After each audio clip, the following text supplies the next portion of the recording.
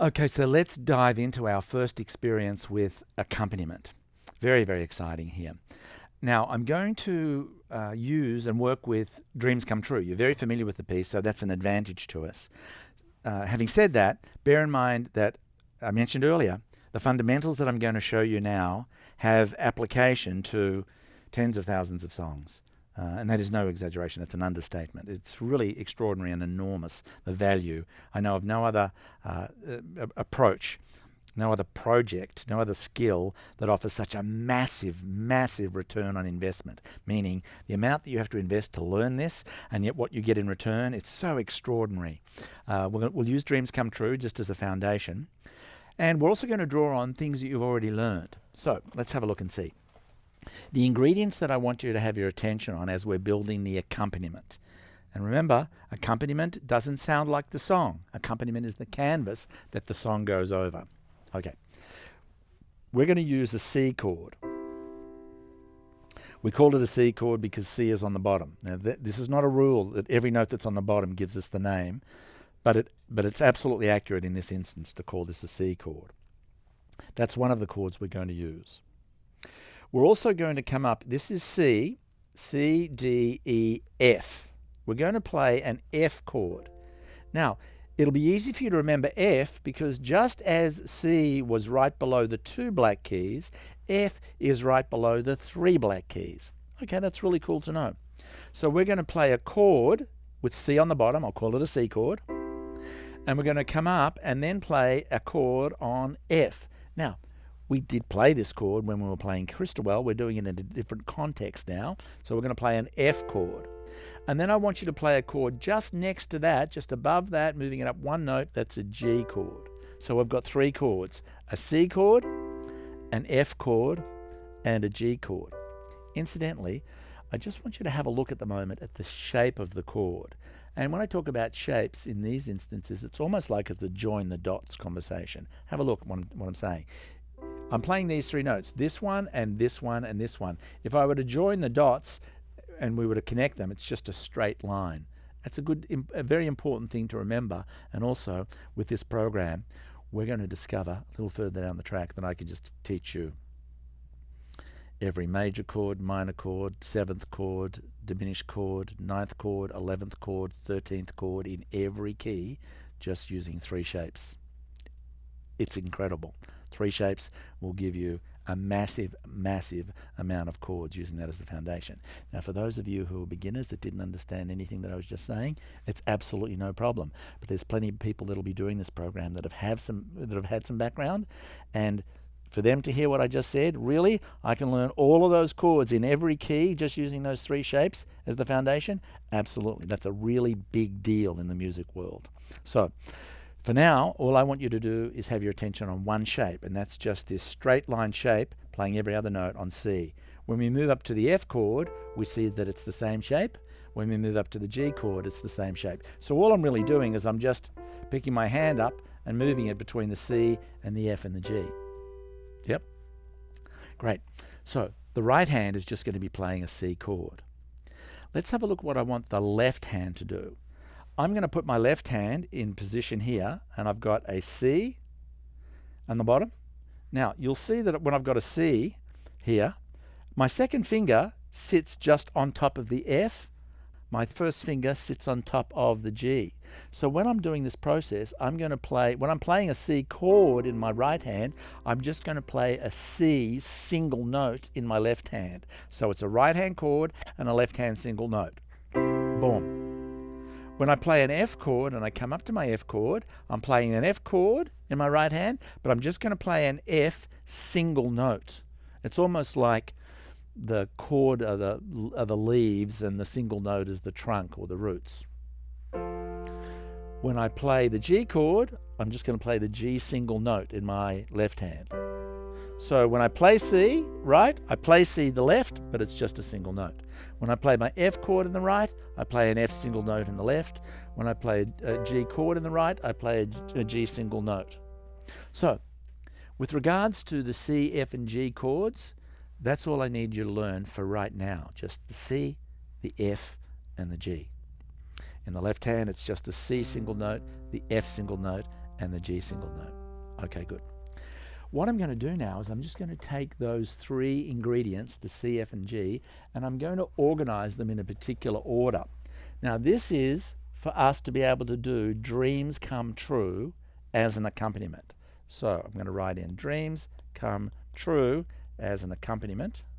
I'm going to start with a C chord, and I'm just going to write this out for you now. And you don't really need to have your attention on why I'm writing this out, but it's going to go from a C to a G, a C to a G,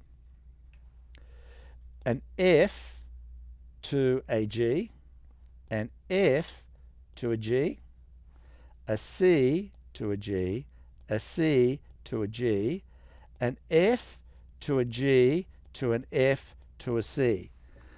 Okay. Gosh, what are all these chords? Where did all this come from? How am I going to remember this? Well, you can use the actual sheets that's been provided for you to follow along with. But really, what am I talking about? I'm just talking about a C, F, and a G, but I'm just putting them together in a particular order. And what I was saying earlier is that I could take these three chords, change the order, and it'll give us another song. Change the order, and it'll give us another song. Change the order, it'll give us another song. And you could literally build a library of these pages that all just use these three chords and have thousands and thousands and tens of thousands of pieces. And all it is a combination, recombining these three ingredients. It's pretty staggering. So let's have a look and see what I mean. I'm just going to play this. I'm going to follow along. I want you to follow along, and I'm going to show you how it unfolds on the keyboard. When it says C, I'm going to play C in my right hand, a C chord, and just a single note in my left hand. C. When it says G, I'm playing my G chord and a G single note in my left hand. It says C, so I'm going to play a C and the C single note, but I'm going to do it at the same time. Come up to G. It says F, F chord, F single note. It says G, F, G, get the hang of it? C, G, C, G, F, G, F, C. Okay. Nothing complicated about that. As we move more deeply into the Mac Foundation program, I'm going to take these chords and I'm going to change the order up, and you'll see how we'll be able to learn a completely different song. And there's no new learning involved, really, because you're always able to just follow along with the chord chart. It'll give you your instructions, and you'll be able to assemble a really beautiful foundation. Now, let me just play this again, and I'll sing the melody to give you a sense of what I'm talking about. Sitting here with you, nothing much to say. Listen to my thoughts, pass the time away. Follow? Okay, so it's the foundation on which the melody rests. Great. Now, there is one thing that I need to talk about that's just going to add a little bit more fullness to the experience, and that's something that I call a ratio, and this is a really helpful thing. A ratio is sort of like a rhythmic pattern, and it's just the rhythmic exchange that takes place, or the rhythmic relationship that occurs between the right and the left hand. And in this instance with Dreams Come True, I'm going to ask you to do what I will call a 1 to 2 ratio. This is just a left-hand instruction, and the 2 on the right is a right-hand instruction. And here's what it means. If it's a 1 to 2 ratio, it means that when I play the right hand and my single note, I've played them both once, I'm going to play the chord a second time. So that's my 2. When it comes up to G, it's still my 1 to 2 ratio, so I'm going to play them together and then the right hand a second time. Goes back to C. So it's together, right, which is my, the F chord, for example, 1, 2, G, 1, 2, So it's 2 times in the right hand, 1 single note in the left hand. That's the 1 to 2 ratio. In other songs, there might be a 1 to 1 ratio. What would that be? Just both hands together. 1 to 2 would be both together and 1 more. 1 to 3 would be both together and 2 more. It's very, very straightforward. For now, all I want you to do is to process this in a 1 to 2 ratio. What are you processing? Just the 3 chords, C, F, and G. How are you doing it? You're going to be actually doing it in this order that's been played here, and you're going to work towards doing it smoothly and evenly. How long will that take? As long as it takes. You've got the fantastic soundtrack. We're going to have a look at the soundtrack in a moment to just see how fantastic this is to be able to have this wonderful accompaniment experience. But what I'm going to be asking you to do is to play the C, F, and G chords. I'm going to ask you to play them in the order that I've provided you with, and I'm going to ask you to play them in a 1 to 2 ratio. And even though that sounds sort of sophisticated, and in many respects it is sophisticated, because these aren't ordinarily the conversations that beginning music students have, but they are the conversations that beginning simply music students have, because we're able to get into such advanced music so quickly because we look at music in an entirely different light. So, what's it going to look like? I'm just going to play through the order. You can follow along with your notes. And I'm just going to be applying the CFG chords with the 1 to 2 ratio. Dum, dum, da, dum, dum, 1 to 2. Dum, dum, to 2, and 1, 2. Da, da, da, da, dum. Ba, da, ba, da, dum. That's all I've done. I've just processed it through. It sounds fabulous. Now, here's where I'd want you to stop, and I mean, you've been able to stop along the way wherever you needed to and process it. But right now, I just want you to get this down.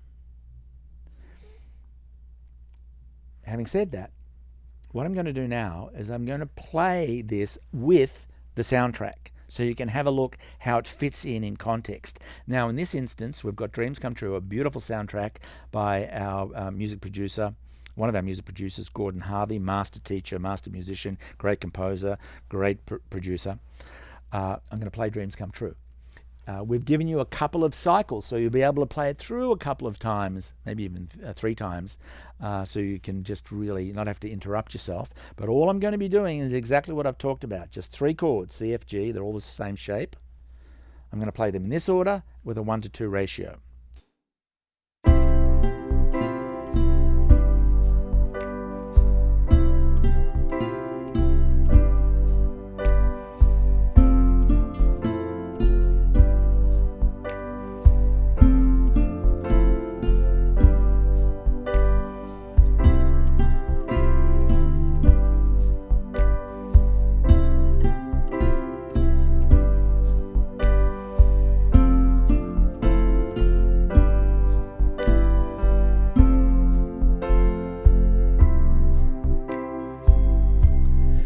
You'll be able to play this through now a 2nd time and then a 3rd time. It's really great, really great.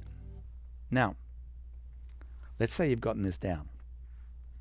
I know I'm delivering a lot of content here, but you can always hit pause. There's a couple of things that we need to understand. When we're playing with instruments, there are instruments that play mostly low notes. They're like the foundational notes, the bass notes. And then there are notes that sort of play more of the harmony, more of the middle of the road in sound, the mid-range. Piano is one of those instruments, or it might be strumming a guitar. That might be another one of those instruments, for example. And then there's the melody of the song, and that could be played by a trumpet or the violin or the saxophone or a lead guitar, or it might even be a vocalist. So one of the things that's really important when you're playing, very particularly, and very importantly when you're playing with others, is to sort of stay in your lane. Now, with our song Dreams Come True, sitting here with you, the vocals are happening around this range here, around in the middle of the keyboard. So I want to sort of keep out of the range of the vocalist to make my accompaniment sound really good. So what I'm going to do, have a look here. I'm going to play the C chord, but when I play the F, rather than getting up into the high notes, or when I play the G, rather than getting up into the high notes, what I'm going to do is I'm going to play my C here, but I can just as easily come down and play an F down here. I know it's an F because it's next to the 3 notes, 3 black notes, or my G. And it gives us a different quality of sound altogether if we were to do that. So look at what I'm going to do. I was playing before, when I was playing before, I was playing here, C, my F, and my G. Now what I'm going to do is I'm going to move my left hand down even further. So have a look at my starting point. I've got C in the middle, but I'm skipping a C and I'm coming all the way down here, and I'm putting my 5 fingers over 5 notes, so my single notes sound big and rich. My chords, C, F, G. Oh, they've got more meat. They sound bigger. It sounds fuller. That's awesome. But not only does it sound bigger and fuller, I'm keeping out of the sweet spot where the vocalist wants to be. So if I were to play our track again, which I'll do, you mightn't hear it yet because maybe you're not used to hearing this in context. But I tell you, it makes a really big difference, and that's one of the things that I'm going to recommend you do. In this particular instance, when you're playing Dreams Come True, play the C on middle C and come down to the F and down to the G. That's the only thing that changes. The order doesn't change, the ratio doesn't change. The only thing that changes is instead of going up to my F and up to my G, I go down to my F and down to my G chord. Both of those F and the G chords being below the C chord where I started. Let's have a listen to it when I do exactly the same thing.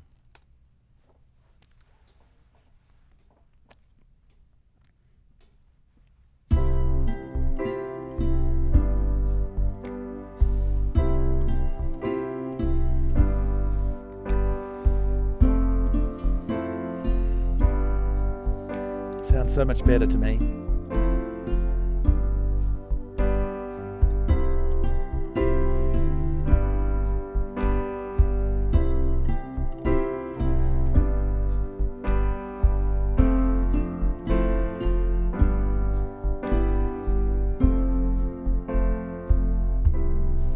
Okay, great.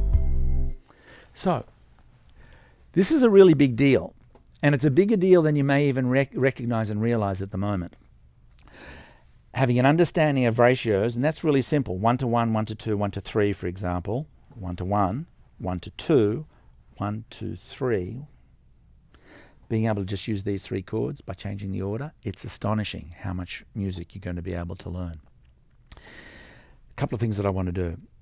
Let's have a listen to how this sounds with our wonderful vocalist, Inertia. I'm going to have her sing. We'll play through the Dreams Come True just one time with me playing, and we've got that the guitar in the background, that Spanish-style guitar playing the melody, and then we'll have Inertia sing the vocals. And just for the sake of it, I don't really want to go into it now, just as a little bit of a teaser, but more so a bit of a treat. I'm going to play just a couple of little things. If you're watching the video, you might even see what I do. I know that as we get further into the program, and particularly in our Mac enhancement program that goes hand in hand with this particular program, I'll teach you more about that, because there's lots you can do to enrich and fill out your accompaniment. But I'll just give you a little bit of a taste of what's to come if you were to ever step into the enhancement program and check that out, which is a really cool thing. But either way, the version that you're going to do still sounds beautiful and awesome and great, and you've built a fantastic foundation. We're just getting started. We've done New Age improvisation. We've done beautiful blues improvisation. We've learned a beautiful ballad. We've got a beautiful accompaniment behind us. We are just making fantastic progress. You're doing a really great job, and we're still just getting started. See you soon.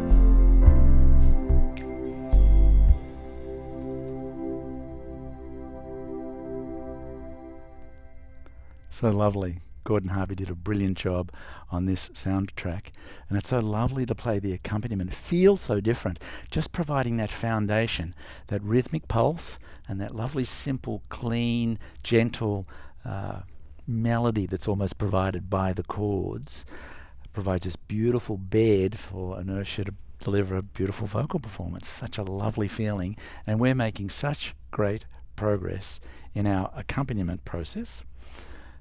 Added another song to our repertoire. Great job.